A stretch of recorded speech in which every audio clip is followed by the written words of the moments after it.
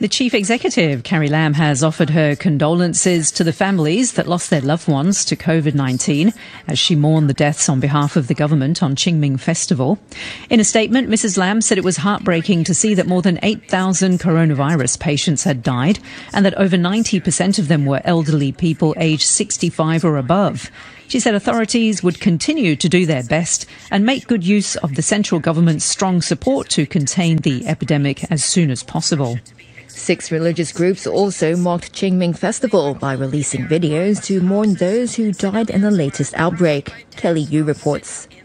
The videos, which included speeches from representatives of Catholic, Muslim, Buddhist, Confucian, Christian and Taoist groups, were published on the social media page of the Hong Kong Social Welfare Sector Joint Action Against COVID-19. The head of the Catholic Diocese of Hong Kong, Stephen Chow, said it was extremely painful and heartbreaking to see a large number of elderly people as well as children pass away in the current outbreak.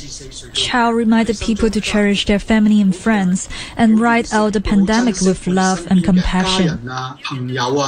Leung Tak Wai from the Hong Kong Taoist Association, meanwhile, said it was very saddening to see so many people dying from the virus. He urged Hong Kongers to unite and cooperate with the government's various COVID policies so that people can return to their normal lives as soon as possible. The vice chairperson of the Chinese Muslim Cultural and Fraternal Association, Ha K.Y., for his part, thanked the central government for supporting Hong Kong's COVID fight. He said the city has been given a strong boost with all the resources and manpower coming from across the border. Kelly Yu. The Ukrainian President Volodymyr Zelensky has told the UN Security Council that Moscow must be held accountable for the atrocities committed by the Russian army during its occupation.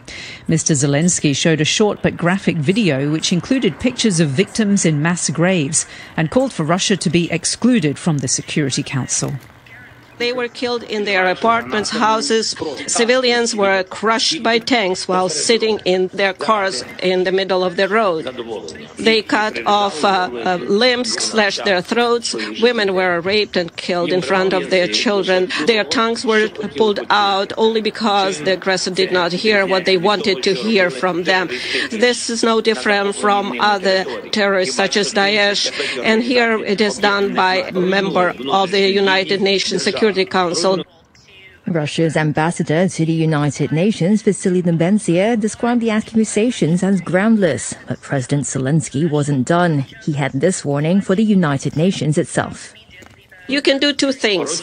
Either remove Russia as an aggressor and a source of war, so it cannot block decisions about its own aggression, its own war. And then do everything that we can do to establish peace. Or the other option is please show how we can reform or change and work for peace.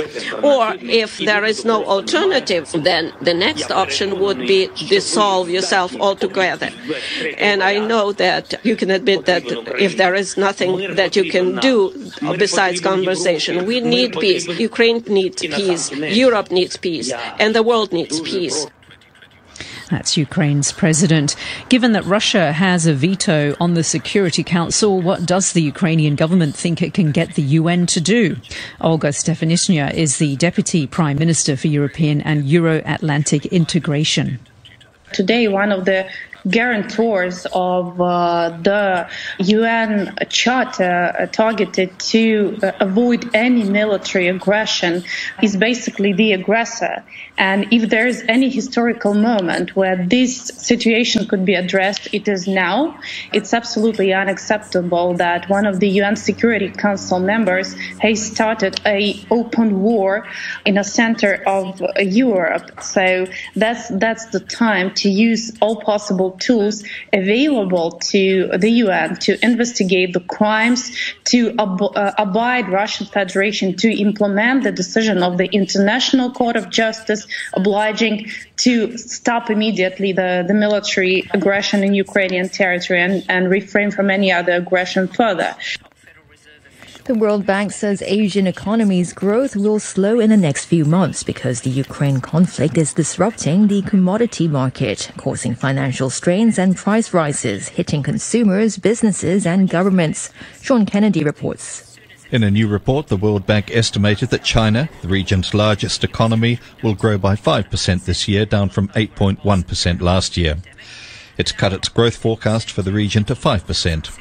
That's down from an original forecast of 5.4%, and it also has a low-case scenario in which growth dips to 4%.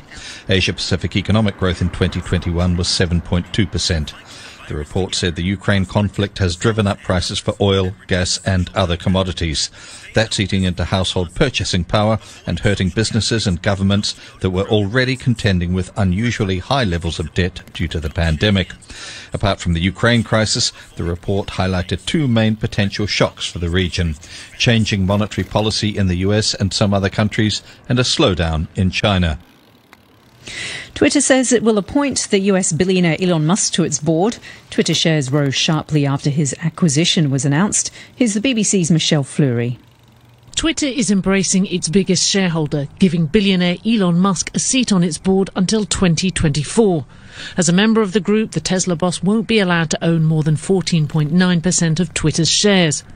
The CEO of the microblogging site, Parag Agrawal, said in a tweet he's both a passionate believer and intense critic of the service, which is exactly what we need.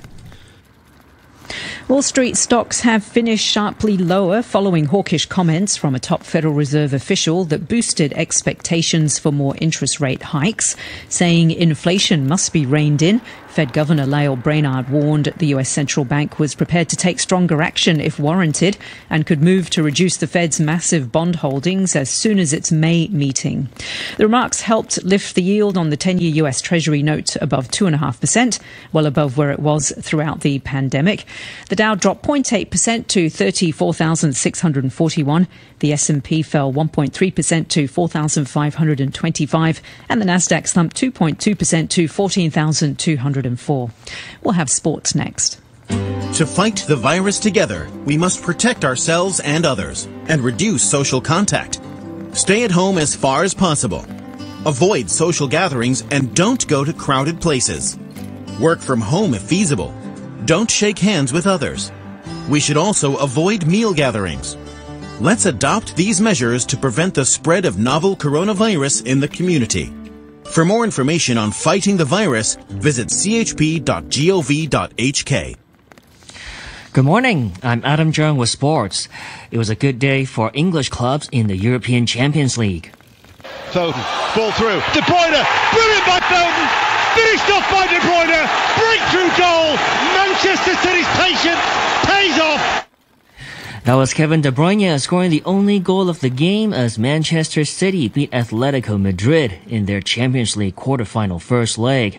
Liverpool also won their opening game 3-1 away to Benfica. More details from the BBC's John Bennett. Kevin De Bruyne marked his 50th Champions League appearance for Man City with the crucial winner. Atletico Madrid had defended brilliantly. They put every player behind the ball, but it was the sub Phil Foden who found a way through. He threaded the ball to Kevin De Bruyne, who gave City the advantage in the tie. Meanwhile, a late Luis Diaz goal means Liverpool have one foot in the semis. Darwin Núñez had pulled one back for Benfica after Liverpool raced into an early 2-0 lead. But at 3-1, it's difficult to see Liverpool having any problems at Anfield next week. The other two Champions League quarterfinal ties get underway tonight.